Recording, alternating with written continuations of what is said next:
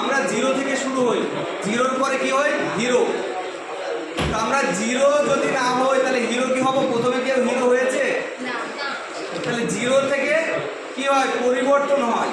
10 যেতে হলে কি করতে হবে? 0 1 2 3 4 5 6 7 8 9 10, 10টা ধাপ আছে আমাদেরকে জানতে হবে। আমরা প্রথম যখন ট্রেড করতে শুরু করি নতুন নতুন, আরে আজকে যদি একটা টিপস দেয় যদি 500 টাকা হয়ে যায় আমাদের এনার্জি কিন্তু হাই থাকে, থাকে না? থাকে না? 500 টাকা ইনকাম করে নিয়েছি, এটা হলো ভুল। এটা টিপস প্রোভাইড করেছে, আপনি যদি নিজে থেকে ট্রেড করতে চান তাহলে মাইনাস পাবেন। ক্লিয়ার না? ক্লিয়ার না? এই জায়গাটা আপনাদেরকে মাথায় রাখতে হবে। তো আমি এনার সঙ্গে গত মিটিংয়ে পরিচয় হয়েছে, ইনি প্রায় 4 বছর ধরে ট্রেড করেছেন, বহুত টাকা মাইনাসও পেয়েছেন, এখন আলটিমেট প্রফিটে আছেন। তো ওনার কাছ থেকে আমরা কিছু বক্তব্য শুনবো। এটা আমাদের মধ্যেই মানুষ সবাই।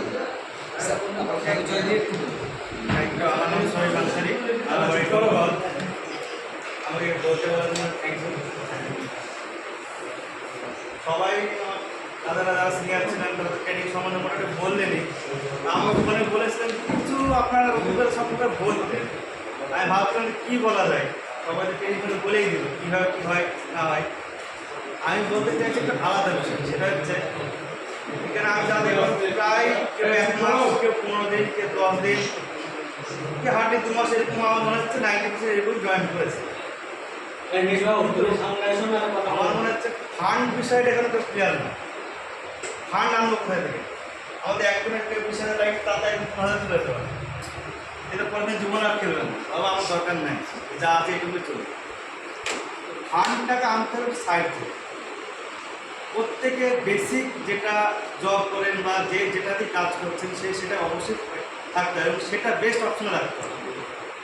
যেটা আমি যেখান থেকে আর্ন করছি, যেটা আমার শেয়ার মার্কেট বাইরে, যেটা ফার্স্ট এতদিন করে এসেছি, সেটাকে আমি মনে করবো যে এটা আমার বেস্ট আর্নিং পজিশন, সেটাকে আমি ঠিক রাখবো।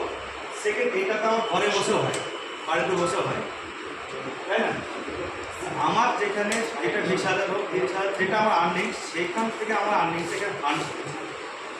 সাপোজ আমি 20,000 ফান্ড করলাম, আমি রিস্ক নেবো যে এই মাসে লস খেলে আমি 5,000 একটু লস নামবো না।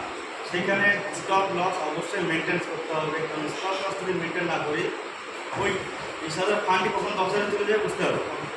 সুতরাং আমার লস নেবো পুরো 500, 600, 700 ম্যাক্সিমাম 1,000, তার বেশি আমি লসে যাবো না, কারণ ফান্ড আমার মনে হয় সবার সব রকম নেই।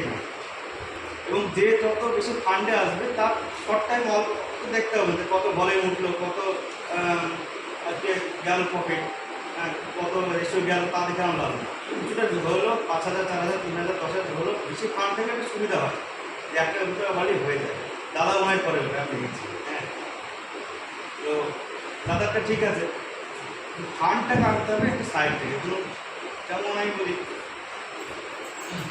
তাহলে আপনার আর্নিং মাসে 30,000, তার মধ্যে দেখুন কারো ইএমআই আছে, সংসার খরচা আছে। এই 30,000 যদি সবই যদি এখানে চলে গিয়ে এক বছরে লস চলে যায় 30,000 টাকা, তোমার মার্কেটে টিকতে হবে না। আমার ক্ষেত্রেও তাই হয়েছে যে আমি বলবো না যে আমি একদিনে রাধা হয়ে গেছি বা আমি একদিন সব বুঝে গেছি, বা আমার এখানে 2 মাসে 1 মাসে কারো বোঝার ক্ষমতাও নেই, বলতে পারবো না যে আমি সব শিখে গেছি, মানবই না, আমি শিখে গেছি। এবং যতই এক্সপিরিয়েন্স হোক লস হবেই, তত বড় বড় এক্সপিরিয়েন্স আছে যারা টিপস দেয় তাদের ক্ষেত্রেও লস হয়, সেটা সাময়িক।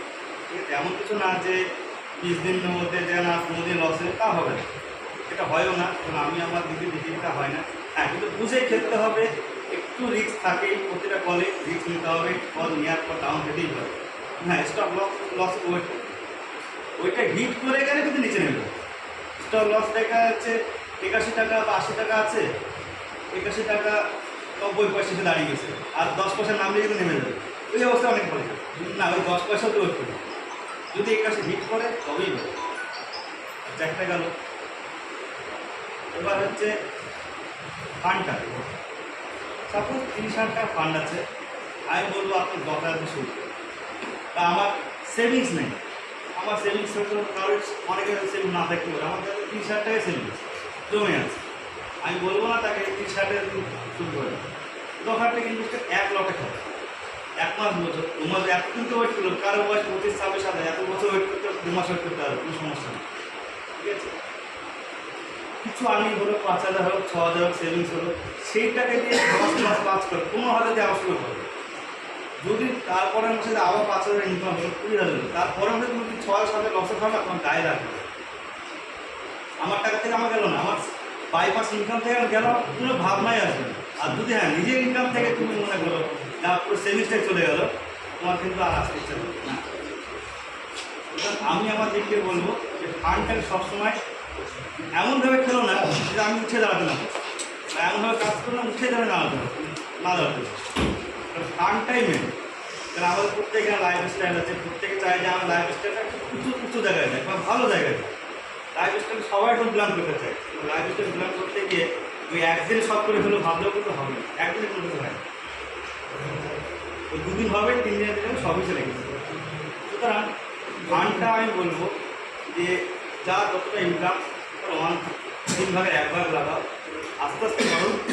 2 মাস হোক 3 মাস বোঝো না, কোম্পানি কলে যাচ্ছে না, ট্রেনিং সারা জীবন চলবে, আমি মরে গেলেও তারপরেও চলবে, ঠিক আছে? আর একটা বলবো যে কিছু ফান্ড লং টার্ম ইনভেস্ট করে, যে ইনকাম করছি, ট্রেডিং করছি, টাকা আসছে, ভালো কথা। সবটাই লাইফ স্টাইল করতে গিয়ে করে দিলাম, তা করলেও হবে না। কিছুটা লং টার্মে রাখে হয়। লং টার্ম কী হয়, 1 বছর 2 বছর না, মাথায় রাখতে হবে 25 বছর বেতনে রেখে হাতও দেবো না। 25 বছর আমার হাতে তুমি হাত দেবো না, ও লস হয়ে যাক 1% করে থাক, তত হাত দেবো। কারণ আপনি যদি একটা মিউচুয়াল ফান্ড, ভালো মিউচুয়াল ফান্ড বলতে হয়, HDFC ম্যানুফ্যাকচারিং নিতে পারেন, HDFC গ্রোথ নিতে পারেন, SBI লাইফ ইন্স্যুরেন্স গ্রোথ নিতে পারেন, SBI ইনফ্রাস্ট্রাকচার নিতে পারেন, কানাডা রুবিকো আছে, এবং মার্কেটে আরও অনেক হাজার হাজার এসআইপি আছে। এসআইপি না করে আমি বলবো আপনারা লামসামে চলে যাবেন, বা ওয়ান টাইম ইনভেস্টমেন্ট বলা হয়। যদি আপনি ওয়ান টাইম ইনভেস্টমেন্ট, আমি যেটা করি, আমি নিজেও আসাম, আমি প্রতি মাসে করে দিই।